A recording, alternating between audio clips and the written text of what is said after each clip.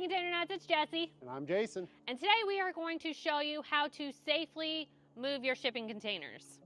We've got these containers sitting this way. We're cutting the other side out of these containers. So we need to put them in our shop with the back end into the shop first. So I'm going to come in here and we're going to come up and pick them up from the side and put the EZY Wheels on. And Brady's going to help me out with that. Got anything else, Jesse? I don't think so. Let's hit it. All right. So Brady, if you want to throw that EZY Wheel on the other side, and we're going to show you how easy these go on too. We get a lot of questions about the straps. The straps. Why do you need the straps? We could bolt them on. Like, you don't want to be climbing under your container to bolt on some wheels. That's just stupid. It takes forever. We've tried it with some other ones, some competitors. It's very dangerous. It's very dangerous. It's just a dumb idea. Bolts are weak. A 1-inch bolt is only about 3/4 because the threads cut into it. That's not a strong enough bolt to be putting into the side of a container. These are 2-inch thick cold rolled steel, not a 1-inch or 3/4 inch bolt.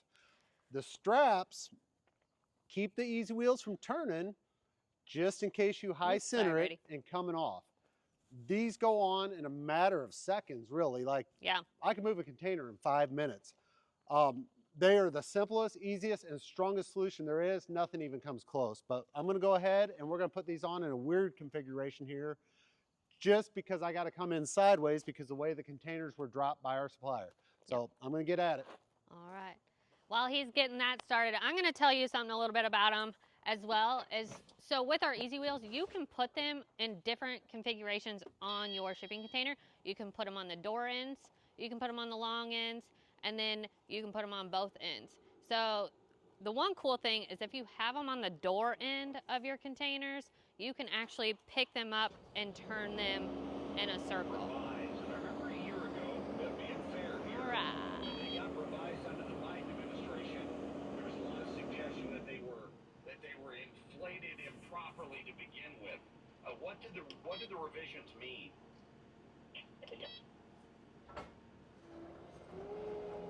Okay, I don't know if my mic is working in here, but I'm going to go ahead and I'm going to pick this one up from the side.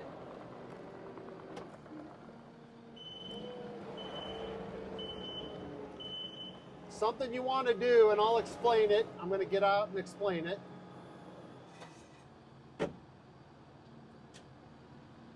So, when I pick up a container with a set of forks, you want to tip your forks down a little because the bottom of these containers are not real strong and your forks can poke up into the rails or even into the floor. So you leave your forks down a little bit. Right now, I'm just picking up the container to put the EZY Wheels on. Since that's backed up against another container, I'm going to come in from the side. This is an empty container, so it's no problem.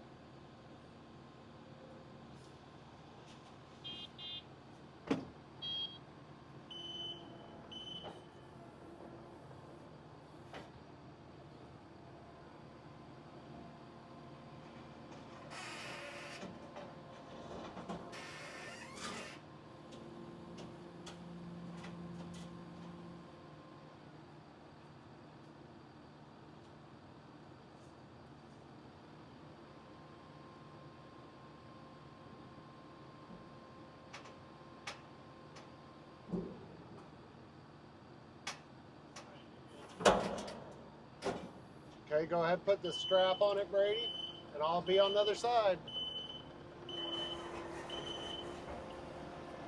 Let me know when you're ready.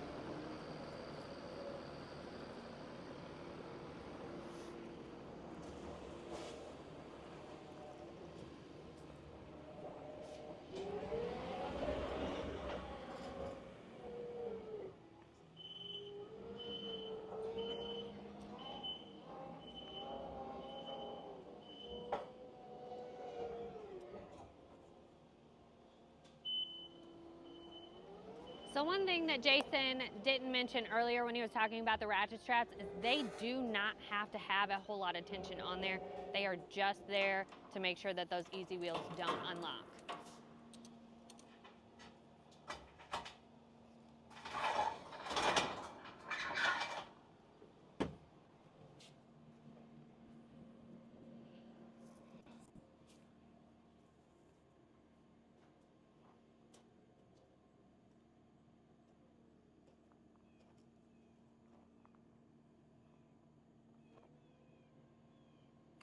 Brady's tying up the slack and the strap so it doesn't get underneath the tires. The straps don't need a lot of tension on them. They're I just to just keep them told from him that. turning. Okay, so well, we can edit that. So they really don't need much. That's it. They go on in a couple seconds. Okay, we're gonna do the other side, guys.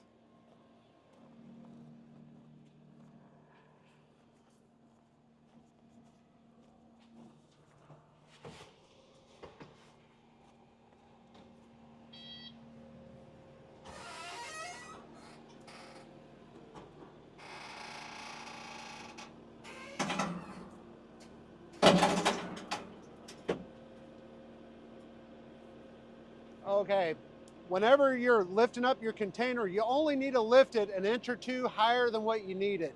There's no reason to lift it way up in there to put the EZY Wheels on because they'll hang down. But if they're close to the ground, they can set on the ground, and then as you lower your container, everything will just fall into place. Okay, ready? I'm gonna go ahead and set her down.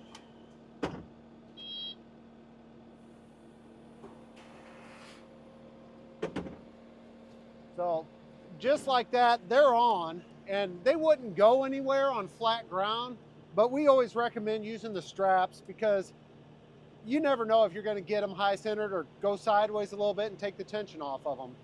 So, and the straps are easy insurance.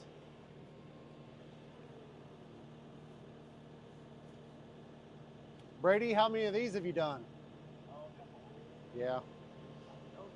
Brady's probably the foremost expert in moving containers in the United States, I would say. We've got some customers that moved a few thousand. I don't know.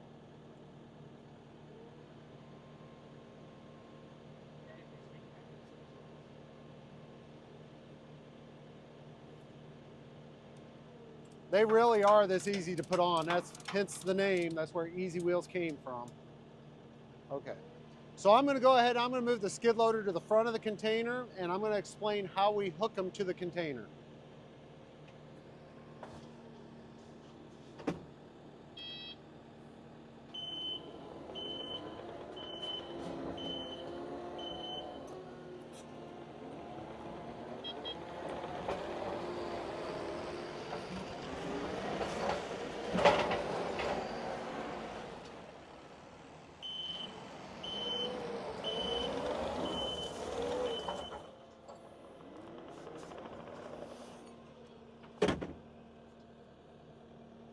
So I'm going to go ahead and I'm going to pull the skid loader under the front of the container, and I'm going to explain to you what I'm doing. The board that Jesse's moving right now, we put that on there as a safety precaution because if you were to push on the container, you don't want it to slide against this headache rack. So that board protects the front of your container and the door hardware. That's a 4x4. Anything will work, even a 2x4 will do the job. But I kind of like to use a 4x4 or a 6x6. But we use a safety chain, and once again, you want to keep your forks tipped down a little bit so you don't tear up the rails under your container or scratch your container up. So I'm going to go ahead and pull forward.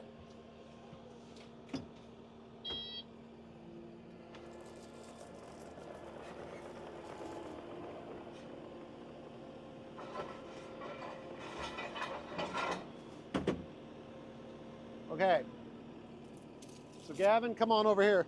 So you can see I have my forks tipped down a little bit, and then Brady's going to hook up our safety chains, and these safety chains really are to keep the container from sliding off the tips of the forks. And if that happens, your forks will scratch up the front of your container, tear your door seals, tear up your hardware. So you want to have your forks in. I usually put the forks about a foot under the container, maybe a little more, and keep an eye on them as you're moving. If anything goes wrong in the process of moving your container, you can just drop it on the ground. It's not going to hurt the container. Just let it down fast. And then, you know, that keeps it from moving or rolling away. Brady, we like to hook the chain up in a V shape, and that allows it to pivot in the center. And you'll see how it works here. Go right through the center here. Just one around the center and then back. That's it.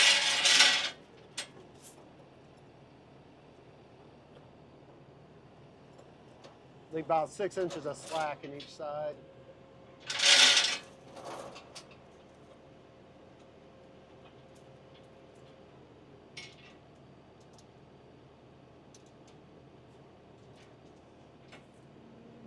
When moving the container, the chain really doesn't do anything but give you a little bit more added, you know, precaution to keep it from sliding off the forks. But you don't really use the chain unless you're really trying to pull it backwards up a hill.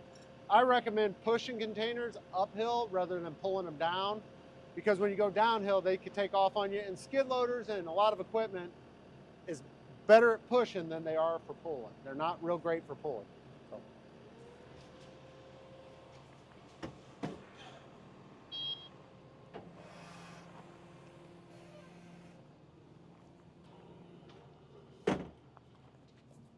So you can see I kept the forks tipped down a little bit, and then that way as I turn, the forks don't dig up under the container and grab any of the floor rails or the floor joists.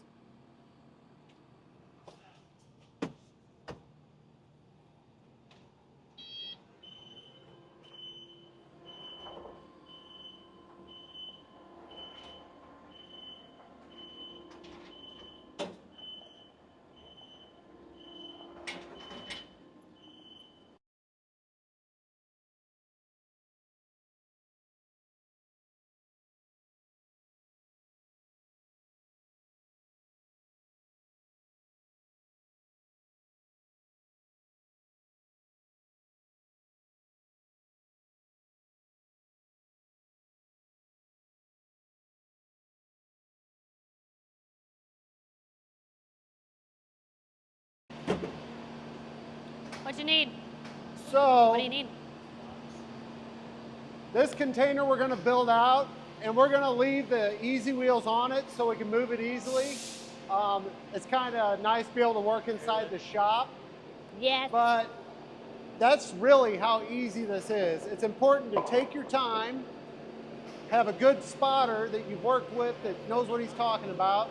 But as long Oh, as you gross. don't get in a hurry, this is really, really I easy. forgot I It had the is. It's microphone not on. because I've moved 1,000 of these, it's because these are really that easy. So I'm going to You're go welcome. ahead and raise this up. We're going to set this on blocks.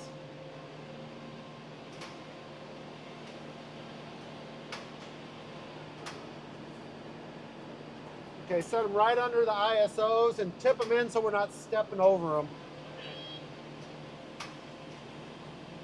You have to move that chain a little bit. Make them so they're not sticking out at all. Keep them completely, there you go. Now bring them in just out to the edge. That'll work. Now do the other one just like that. You want them Slide in that further? one back. I don't want to be stepping over it while we're working. Okay, that's good. Okay, go ahead and unhook it. Yep. Yeah. So another thing we do, I don't like concrete blocks. Whenever you're setting a container up, concrete blocks break. You know, it's risky. So 6x6s, good wood blocks is ideal. If you ever see people rigging and moving stuff with a crane, they're using wood blocks. They're not using, you know, something they can give out. This container is going to sit here for a few hours. We're going to cut the side out of it and move it out. We are going to do some reinforcing, but that's pretty much it. Yeah. And we'll take a few videos along the way of us modifying this one. This one is just going to be an open-sided container. Pretty simple. So, okay, got any questions? Give us a call, shoot us a message. Move it, lift it, build it. ContainerNut.com.